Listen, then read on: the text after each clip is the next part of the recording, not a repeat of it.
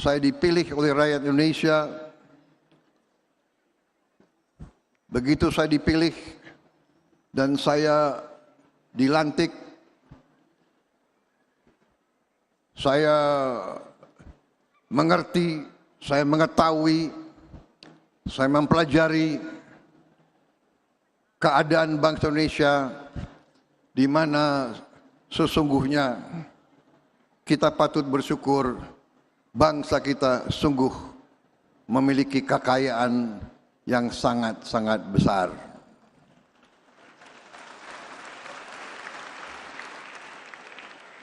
Namun tantangan yang kita hadapi juga sangat besar. Saya kira sebagai insan hamba Tuhan, kita semua harus mengerti bahwa segala kebaikan yang diberikan oleh Yang Maha Kuasa, segala kekayaan tersebut, kalau kita tidak pandai menjaga kekayaan tersebut, kalau kita tidak pandai mengelola kekayaan tersebut, maka kita tidak boleh menyalahkan siapapun atas nasib yang kita alami. Saudara-saudara sekalian, pada kesempatan ini saya ingin menyampaikan bahwa sesungguhnya di tengah dunia yang penuh ketidakpastian, penuh gejolak, perang di mana-mana, kita harusnya bersyukur bahwa bangsa kita sampai hari ini mengalami keadaan damai. Kita mengerti negara sebesar ini pasti ada perselisihan faham, ada konflik, ada perseteruan, ada persaingan. Tetapi secara umum bangsa-bangsa lain mulai melihat bangsa Indonesia bahwa bangsa sebesar ini dapat hidup dengan harmoni, dengan saling menghormati dan saling mencintai.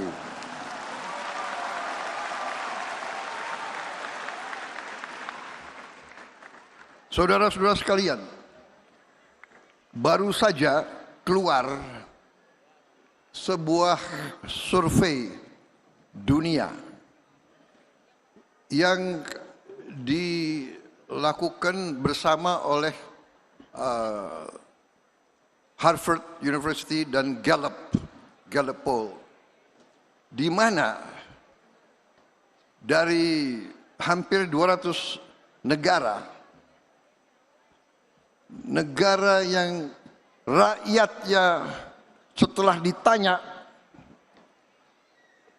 menjawab bahwa rakyat tersebut mengalami bahagia. Negara yang paling nomor satu di dunia sekarang, rakyatnya mengatakan dia bahagia, adalah bangsa Indonesia.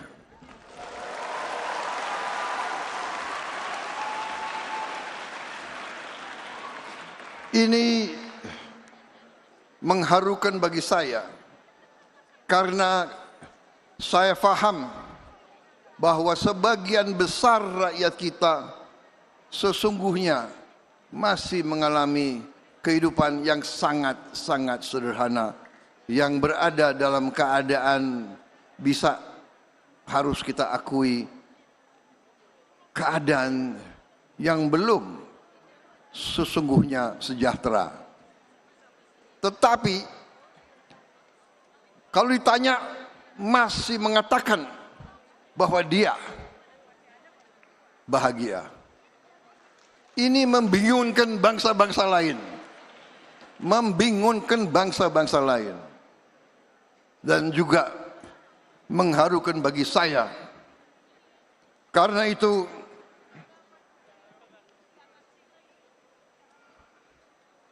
saya bersama pembantu-pembantu saya bekerja sangat keras.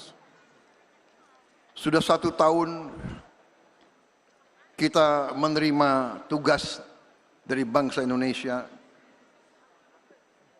Saya dibantu oleh pembantu-pembantu saya. Orang-orang yang saya harus akui adalah orang-orang putra-putri terbaik bangsa Indonesia.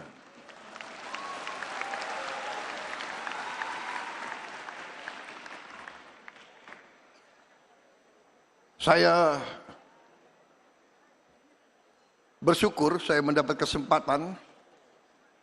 Saya diajak bergabung dalam pemerintah Presiden Joko Widodo selama 5 tahun. Selama 5 tahun saya masuk ke dalam kekuasaan eksekutif. Jadi bagi saya 5 tahun itu adalah semacam masa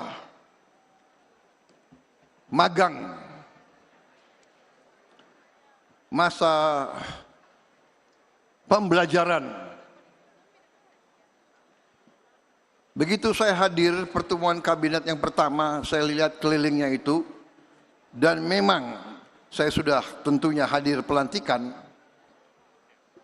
Saya mengatakan kepada beberapa rekan-rekan, saya bilang, waktu itu kan 2019 saya kandidat yang kalah, ya kan? Tapi saya waktu masuk ruang kabinet, saya melihat dan saya katakan, seandainya saya menang, sebagian besar kabinet itu pasti saya ajak membantu saya.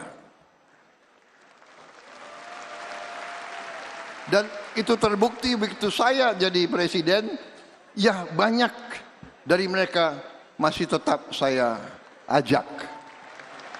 Kenapa? Karena memimpin, mengelola dan mengendalikan pemerintahan untuk sebuah negara sebesar ini harus terdiri dari putra-putri terbaik. Tidak bisa kita sembarangan. Jadi saudara-saudara, ada